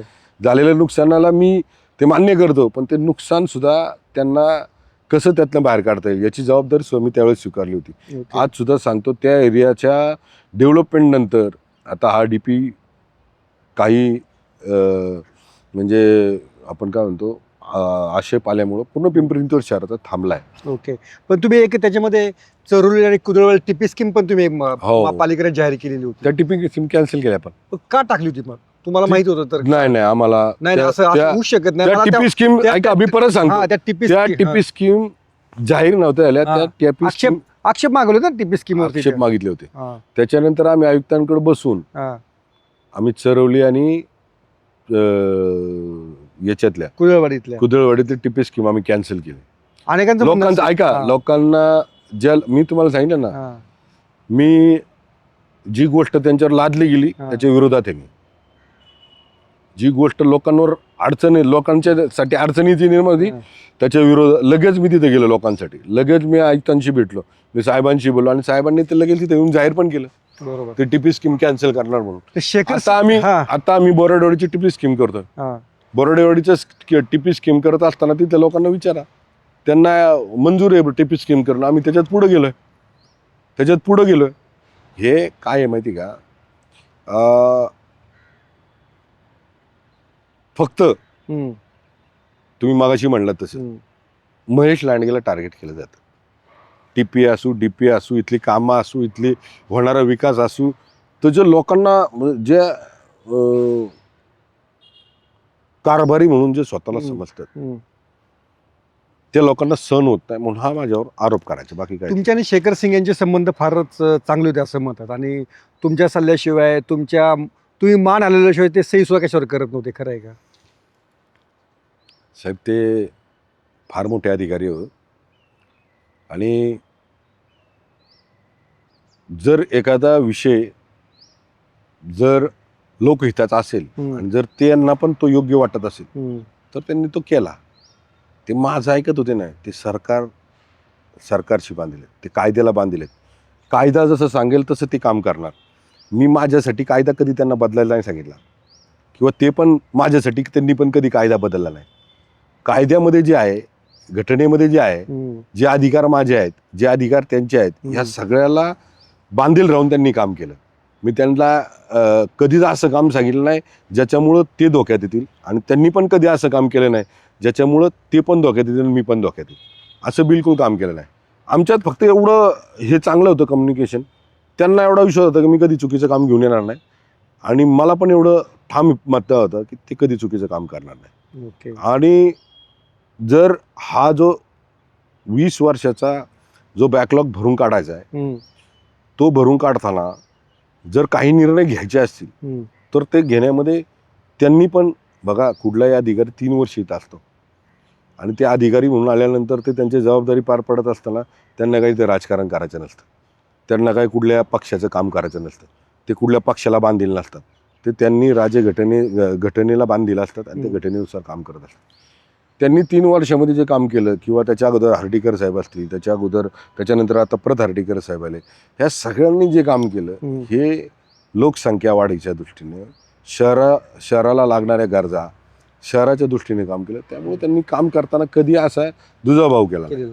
एक पुणे मेट्रोचा विस्तार आम्ही नेहमी बातम्या ऐकतो, तर पिंपरी चिंचवडमधली स्थिती काय, त्याच्याबाबत तुम्ही काय सांगू शकाल? पुणे मेट्रो तर लोकांनी डोळ्यासमोर आहे. अनेक वर्षाचं स्वप्न होतं. निगडीपर्यंत मेट्रो आज चालू होते. वेगवेगळे मार्ग आज त्याचे म्हणजे मेट्रोचे हे आज मंजूर झालेत. विकास आराखडे त्यांचे तयार झालेत. त्याच्यामध्ये हिंजवडीपासून तर चाकणपर्यंत म्हणजे जिथं जिथं लोकांना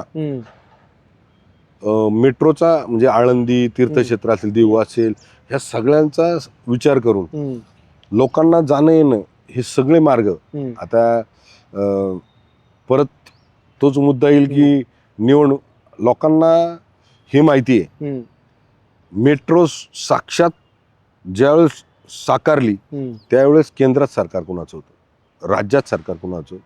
आदरणीय पंतप्रधान नरेंद्र मोदीजींनी हे मेट्रो सिटी बनवण्यासाठी फार मोठी ताकद लावली. त्याला पाठपुरावा महाराष्ट्राचे मुख्यमंत्री देवाभाऊंनी केला आणि त्याला पाठपुरावा इथं आमचे मार्गदर्शक लोकनेते स्वर्गीय लक्ष्मण भाऊ असतील, त्यानंतर मी आहे, त्यानंतर आमचे शंकर शेठ आहेत, उमाताई आहेत, अमित गोरखे आहेत, त्यानंतर आमचा जिल्हाध्यक्ष आहेत शत्रुघ्न बापू, आमचे सगळे नगरसेवक आहेत, आमच्या इथं काम करणारी टीम आहे. या सगळ्यांनी या मेट्रोचा पाठपुरावा केला आणि मेट्रोचा पाठपुरावा करत असताना ट्रॅफिक समस्या मात करण्यासाठी मेट्रो किती गरजेची आहे हे सुद्धा लोकांकडनं माहिती घेऊ पुढे गेलो आम्ही. याच्यामध्ये एकच फक्त एक थोडंसं तुम्हाला वाईट वाटेल, पण चाकणच्या पुलाचा निर्णय कधी होणार आणि काय, तर तुमच्या मतदारसंघामध्ये नाहीये, पण तुमच्या मतदारसंघात येणारे जाणारे भरपूर लोक आहेत आणि अख्खा पुणे जिल्हा आणि नाशिक जिल्हा त्या चाकणच्या त्या कोंडीमुळे त्रस्त झालेला आहे. हिथून तिथून सगळे सत्ताधारी पक्षाचे आमदार मंडळ आहेत, तर काय नक्की अडकलेलं आहे ते जरा मी प्रत्येकाला आता बघा, एलिव्हेटेडचं जवळजवळ पूर्णपणे ॲक्विजिशन झालंय. जिथं तो चाकण अगदी तुमच्या त्या भोसरीच्या चौकापासून सुरू होतो एलिव्हेटेड तो पुढे जाणार असं आम्ही पूर्ण आपल्याकडे तर भोसरीमध्ये आपल्या मतदारसंघामध्ये बऱ्यापैकी ॲक्विजिशन झालंय. हो. पुढं चाकणमध्ये तिथं काही स्थानिक भूमिपुत्रांचा थोडासा हे आहे, विरोध आहे. त्याच्या मागचं कारण आहे की म्हणजे मार्किंग ज्या आहेत झालेल्या त्या मार्किंगवरनं त्यांचा थोडासा ते पण लवकर दूर होईल. बाकी सगळी तयारी झालेली आहे एलिव्हेटेड ब्रिजची. आता त्या एलिव्हेटेड ब्रिज झाल्यानंतर माणूस एक 15-20 मिनिटामध्ये चाकणच्या बाहेर निघून खेडच्या पण बाहेर जाईल अशी परिस्थिती त्या ह्याच्यामुळे होईल. आता त्या एक्झॅक्टली त्या ब्रिजच्या तर तुम्ही बोलला ते जे 2 पूल झाले त्यावेळेस काही मी आमदार नव्हतो, त्यावेळेस मी काही सत्तेत नव्हतो, त्यावेळेसचे कारभारी कोण होते मला माहिती नाही, त्यावेळेसचे सत्ताधारी कोण होते मला माहिती नाही. त्यामुळे त्यावेळेस ते ब्रिज का बनवले, त्यावेळेसच्या लोकांना असं का नाही वाटलं की MIDC आल्यानंतर इथं लोकसंख्या वाढेल, कामगार वाढतील, परराज्यातलं लोक इथे येतील, परदेशातली म्हणजे लोक इथे इन्व्हेस्टमेंट करतील, MNC मल्टीनॅशनल कंपन्या येतील. हे त्यावेळेस जर दूरदृष्टी ठेवली असती कदाचित आत्ता हे जे तुम्ही प्रश्न मला विचारताय ती विचारायची वेळ आली नसती. कारण मी तुम्हाला मगाशी सांगितलं त्या प्रश्नाचं उत्तर पण हेच आहे. देवेंद्र भाऊ फडणवीस दूरदृष्टी असलेला व्यक्तिमत्व, म्हणजे इथून पुढल्या 50 वर्षाची विचार करणार महाराष्ट्राचा विचार करणारं नेतृत्व आहे. आणि मग मागं कुणी केलं नाही याच्यात जायचं नाही मला. तो ब्रिज जो ज्यांनी बांधला ना, ज्यांच्या कार्यकाळात झाला त्यांना विचारा, तुम्हाला असं वाटलं नाही का चाकणची लोकसंख्या वाढन, चाकण इंडस्ट्री हब झालाय, ऑटोमोबाईल हब झालाय, हिंजवडी तुमचा IT हब झालाय, इथं लोकसंख्या वाढणार, लोक राहायला येणार, कामाला जाणार. हे जर लक्षात ठेवून जर कामं झाली असतील तर मला असं वाटतं की बऱ्यापैकी हे प्रॉब्लेम त्यावेळेस सॉल्व्ह झाले. तुमची सगळी मुलाखत ऐकल्यानंतर, तुमचे सगळे मुद्दे ऐकल्यानंतर अजित पवारांनी पिंपरी चिंचवड महापालिकेमध्ये लक्ष घालावं की नाही? का नाही घालावं? जनसेवक म्हणून सगळ्यांचा अधिकार आहे तिथं घालणं. ते या जिल्ह्याचे पालकमंत्री आहेत आणि अनेक वर्ष त्यांनी राज्य सरकारमध्ये उपमुख्यमंत्री म्हणून वेगवेगळ्या पदावर काम केलेलं आहे. वेगवेगळ्या मंत्रालयाचा त्यांनी पदभार सांभाळला. पालकमंत्री म्हणून बरेच वर्ष काम केले. त्यांनी चांगल्या सूचना करायलाच पाहिजेत त्यांनी महापालिकेमध्ये. बरं, अच्छा. राजकीय दृष्ट्या लक्ष घालावं की नाही? सांगतो ना, आमच्या महायुतीच्या घटक पक्षातला एक प्रमुख नेते म्हणून, प्रमुख जबाबदार नेता म्हणून, पक्षाचे एक जबाबदार म्हणजे एक मोठ्या पक्षाचे राष्ट्रीय अध्यक्ष म्हणून त्यांनी लक्ष दिलं पाहिजे, त्यांनी सूचना केल्या पाहिजेत आणि योग्य त्या सूचना प्रशासन म्हणून स्वीकारून त्या पुढे पण गेलं पाहिजे. फक्त त्यांनी तुमची बदनामी करू नये. नाही, बदनामी नाही. मी पिंपरी चिंचवड शहर हे माझा स्वाभिमान आहे. माझा स्वाभिमान कोणी दुखावला तर मग तो मी सहन करणार नाही. या पिंपरी चिंचवड शहरामध्ये राहणारा प्रत्येक समाजाचा प्रत्येक घटक हा माझा स्वाभिमान आहे. त्यामुळे त्याला कोणी ठेच लावायची नाही. तुम्ही सूचना करा, तुम्ही तुमच्या पद्धतीने काम करा, तुम्ही अजून काय या शहरासाठी चांगलं करता येईल ते मांडा. पण ते मांडत असताना आमच्या पक्षाची किंवा आमच्या शहराची बदनामी होईल असं कुठलं वक्तव्य करू नका. तुमच्या आरोप म्हणजे तुमच्या शहराची बदनामी असं कसं काय होतं? अरे मी या शहराचा नागरिक आहे. मी लोकप्रतिनिधी नंतर आहे. या शहरामध्ये मी राहतो. आता पाण्यात राहून मासा झोपतो कसा हे पाण्यातल्या माशालाच माहिती ना. या शहरात राहून आम्ही कसे राहतो हे मलाच माहिती, या शहरातल्या नागरिकांनाच माहिती. का पाण्याच्या बाहेर राहून सांगणारा पाण्यातला मासा झोपतो कसा सांगा रे? त्याकरता या शहरात राहावं लागतं. त्याकरता या शहरातल्या नागरिकांबरोबर त्यांच्या सुखदुःखात जावं लागतं. त्यांच्या अडचणींना त्यांच्याबरोबर जाऊन चर्चा करावं लागते. म्हणजे मला माझ्या आजोबांनी सांगितले, वडिलांनी सांगितलं, उंटावून शेळ्या नको हाकू कधी म्हणले. तुम्ही थेट म्हणा ना, बारामधून शाळा हाकू नका. नाही असं नाही मला म्हणा. म्हणा तुम्ही एवढं तेवढंच का तुम्ही? अरे मी माझं सांगतो ना, मी त्यांचं थोडी सांगतो. मी त्यांना स्वीकारतो ना. मी त्यांचा हस्तक्षेप पाहिजे का? पाहिजे.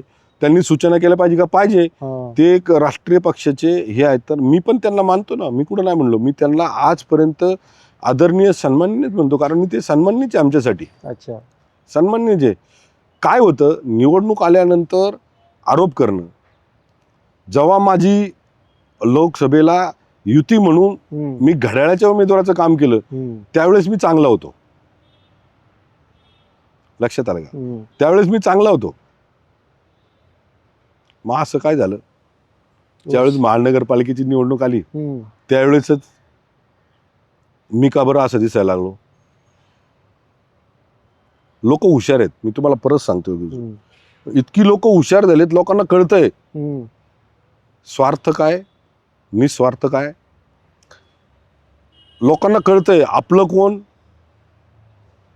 जवळचं आणि आपलं कोण लांबचं. आपला व्यथा मांडणारा माणूस कोण, आपला व्यथा ओळखणारा माणूस कोण, आपल्या दुःखात येणारा माणूस कोण, आपल्या सुखात येणारा माणूस कोण, आपल्या घरातल्या पुढल्या पिढ्यांचा विचार करणारा माणूस कोण, आपल्या कुटुंबातल्या महिलांचा संरक्षणाच्या बाबतीत विचार करणारा माणूस कोण, माझ्या इथं राहणाऱ्या शहर सुरक्षित राहावं, शहरामध्ये कसल्याही प्रकारच्या विध्वंसक कारवाया होणं याच्याबद्दल विचार करणार, सगळा समाज घटक एकत्र राहावं म्हणून विचार करणारा माणूस कोण, हे लोक ओळखतात. त्यामुळं मला माझं काम जे चाललंय ते तुम्ही माझ्या प्रत्येक मागच्या मुलाखती पहा. प्रत्येक माझ्या ज्या पण वेळेस मी प्रेस समोर आलो, ज्या वेळेस पण मी आपल्यासारख्या अशा म्हणजे योगेशजी आपल्याबरोबर बोलताना सुद्धा मी कधी माझ्या मर्यादा सोडल्या नाहीत. मी माझं नेहमी प्रामाणिकपणे माझा जो पण प्रवास आहे राजकारणातला, समाजकारणातला आणि पुढं असणार आहे तोच मांडलाय मी. ओके, पुढच्या प्रवासाबद्दल बोलतोय की महेश लांडगेंना खरोखरीच आता 2029च्या लोकसभेची तयारी कराय या निमित्तानं सुरू करतायत का? 2029ला मी लोकसभा लढेल, विधानसभा लढेल किंवा पक्ष मला दुसरी काय जबाबदारी देईल, मी आता इथून पुढं मागं सांगितलं आणि आत्ताही सांगतो, भारतीय जनता पार्टीचा जो पण निर्णय असेल त्या निर्णयाला बांधील राहून महेश लांडगे इथून पुढली राजकीय वाटचाल करणार. ओके, तुमची सोशल मीडियामध्ये बऱ्यापैकी क्रेज असते. आता खरी गंभीर विषय मुलाखत आहे, पण तरी मला ते काही 2-3 प्रश्न विचारायचे वाटतात. तुम्ही तिथे तेरे नाम सारखी हेअरस्टाईल काय केली असा अनेकांचा प्रश्न आहे. काय माणसाल्या काय कधी माझे कपडे कुणाला आवडत नाहीत, कधी माझी विस्कटलेली केस आवडत नाहीत, कधी माझी बारकी असलेली केस आवडत नाहीत, कधी माझा ड्रेसअप आवडत नाही, कधी काय असतं. लोकांना काय पाहिजे माहिती काय, तुम्ही राहताय कसं, तुम्ही समाजात वागताय कसं, ह्याला जास्त महत्व आहे. हे ते कोणाला समाजात हेअरस्टाईलिस्टला वागतो. विचारून ही स्टाईल नाही, बिलकुल नाही, बिलकुल नाही. आणि मी कुणाला आवडते म्हणून किंवा मी लोकांना माझा स्वभाव पडतो, हा. लोकांना मी कसा राहिलो तर लोकांना हे माहिती आहे की हा जमिनी आहे, हा कारभारी नाही, हा जनसेवक आहे. त्यामुळे लोकांना माहिती आहे जनसेवक कसा राहिला तरी त्याच्याकडे त्याचा उद्देश एक चांगला प्रामाणिक आहे आणि ते जनसेवा आहे. ते एक रील पण एक फार मोठा व्हायरल झाला, तुम्ही ते ड्रम वाजवत आहे, कोणता कार्यक्रम होता, काय होतं नक्की? माझ्या पुतणीचा मांडव टाळा होता. बरं. त्यावेळेस त्या मांडव टाळ्यामध्ये ते लोक मला सांगितलं ड्रम वाजवा, तेव्हा मी वाजवत होतो. आणि ते पहिल्यापासून कसं आहे, मी डोल्ले जिम मध्ये खेळलेलो माणूस आहे. बरं. म्हणजे गावामध्ये पहिले डोल्ले जिम असायचे, आता पण आहेत बघा. बरं. त्या डोल्ले जिम मध्ये मी जाण वाजवून खेळलेलं, जाण घेऊन खेळलेलो आहे. तेव्हापासनं गणपती मंदिराच्या मांडवासाठी खड्डा खणलेला महेश लांडगे आहे. बरं. म्हणजे खांब रावण्यापासून, मंडप बांधण्यापासून, हम्म. वर्गणी मागायला गेलेला महेश लांडगे आहे. पार एखाद्याच्या घरी दुःखद घटना झाली हम्म. तर त्या दुःखद घटनेमध्ये त्या कुटुंबाला त्या दुःखद घटनेमध्ये आधार देण्यासाठी जे जे करायला लागतात ते करणारा महेश लांडगे. म्हणजे कुठलाही राजकीय वारसा नसलेला महेश लांडगे आहे. आणि सहकाऱ्यांच्या ताकदीनं घडलेला महेश लांडगे आहे. त्यामुळे मी कसाही राहिलो तरी मला लोकांना माहिती, लहानपणापासून मला पाहतात. कुठल्या पदावर गेला म्हणून बदललाय, कुठल्या पदावर गेला म्हणून त्यांनी त्याचं राहणीमान बदललंय, किंवा नगरसेवक होता, आमदार झाला, आमदार झाल्यावर तो काय चौकात यायचा बंद झालाय, चौकातल्या मुलांसंग बोलायचा बंद झालाय. मी आज सुद्धा माझ्या भोसरीतल्या चौकात आहे ना, आज सुद्धा जिथं मी लहानाचा मोठा झालो, ज्या चौकात आमचे अजून सुद्धा जाऊन तुम्ही विचारा, तिथं जी लोक आज सुद्धा भाजी विकतात त्या भाजीवाल्यांना विचारा, त्या भाजीवाल्यांच्या 2 पिढ्या झाल्या, त्या भाजी विकणाऱ्या लोकांना विचारा. तिथं ते हातगाडीवर केळी, फळं, फ्रूट विकणारी जी पण लोक आहेत, सफरचंद विकणारी, त्यांना विचारा. आज सुद्धा महेश लांडगे त्यांना एकदा तरी संध्याकाळी त्या चौकात बसलेला दिसतो. तो तिथं असतोच, कारण ते जमतच नाही आपल्याला. ती आपली म्हणजे माझ्या कधीच येणार नाही. त्या चौकात गेल्यानंतर त्या माझ्या जुन्या सहकाऱ्यांशी चर्चा केल्यानंतर, हसल्यानंतर मी सगळा फ्रेश होत जातो. मी आज सुद्धा कुठल्या लग्नात गेलो, कुठल्या कार्यक्रमात गेलो, तर मी माझ्याबरोबर जेवढे पण लोक काम करतात त्यांना विचारा की कधी आमदार म्हणून महेश लांडगे तुम्हाला दिसला का, मित्र म्हणूनच राहिला. त्यामुळे माझ्या हेअरस्टाईल काय आणि माझी कपड्याची स्टाईल काय, जसं असेल तसं चालायचं आपलं. एक थोडा राजकीय प्रश्न मागाशी माझा राहिला. तुम्ही शिवसेनेचे खासदार श्रीरंग बारणे यांना अजिबात जुमानलंच नाही, तुम्ही त्यांना काय दिलंच नाही वाट्याला, त्यांचं काय? नाही, असं काय सगळ्या नाही. जागा वाटत. श्रीरंग आप्पा आहे, खासदार आहेत आणि एक चांगलं व्यक्तिमत्व आहे त्यांच्या. असं ह्याला हे नाही. काही ठिकाणी काय असतं, त्यांना त्यांच्या कार्यकर्त्यांना न्याय द्यायचा असतो, आम्हाला आमच्या कार्यकर्त्यांना न्याय द्यायचा असतो. या वाटाघाटीमध्ये कधीच आमच्यामध्ये असा वादविवाद झालेला नाही. बरं. श्रीरंग आप्पांची प्रामुख्यानं भूमिका होती की शिवसेनेच्या कार्यकर्त्यांना न्याय देता आला पाहिजे. आमची प्रामुख्यानं भूमिका होती की भारतीय जनता पार्टीच्या ज्या ठिकाणी आमचे कार्यकर्ते स्ट्रॉंगली होते, जिथं आमचे तिथं त्यांचे पण होते, आणि त्यामुळं त्या वाटाघाटीमध्ये आम्ही तिथं न्याय देऊ शकलो नाही. बस एवढंच आहे, बाकी काहीच नाही. वाद वगैरे काही वादविवाद बिलकुल नाही. श्रीरंग आप्पांबद्दल तर बिलकुल नाही. 16 तारखेला मग गुलाल उधळाचा प्रोग्राम कुठे असू शकतो तुमचा? पिंपरी चिंचवड महापालिकेच्या समोर. महापौर हा भारतीय जनता पार्टीचा होणार. तर 16 तारखेचं घोडा मैदान जवळ आहे. महेश लांडगे यांनी गुलाल उधळण्याचं ठिकाण देखील कळवलेलं आहे. बघूया महेश लांडगे त्या दिवशी आपल्याला कुठे सापडतं ते. महेश दादा, धन्यवाद आमच्याशी संवाद साधल्याबद्दल आणि दिलखुलास मुलाखतीबद्दल. थँक्यू. जय श्रीराम. सोशल मीडियाच्या भाऊ गर्दीत विश्वासार्हतेने चकाकणारे नाव म्हणजे लेट्सअप मराठी. सगळ्यांना, सगळ्या नागरिकांना ती स्पीच, ती लेट्सअप वरील मुलाखती म्हणजे विचारांचा खजिना. त्यानंतरच्या निवडणुकीमध्ये मला सोडून गेले. बातम्या केवळ वस्तुस्थिती सांगणाऱ्या, न प्रोपगंडा, फक्त जनतेचा अजेंडा. क्योंकि आने वाला कल जाने वाला है, जाने वाला कल आने वाला है. राजकारण, मनोरंजन असो की क्रीडा क्षेत्र, महाराष्ट्राची स्पंदने संवेदनशीलतेने टिपणारे माध्यम म्हणजे लेट्सअप मराठी. जगासोबत एक पाऊल पुढे राहण्यासाठी लेट्सअपचे ॲप, सोशल मीडिया आणि वेबसाईट सोबत कनेक्टेड रहा.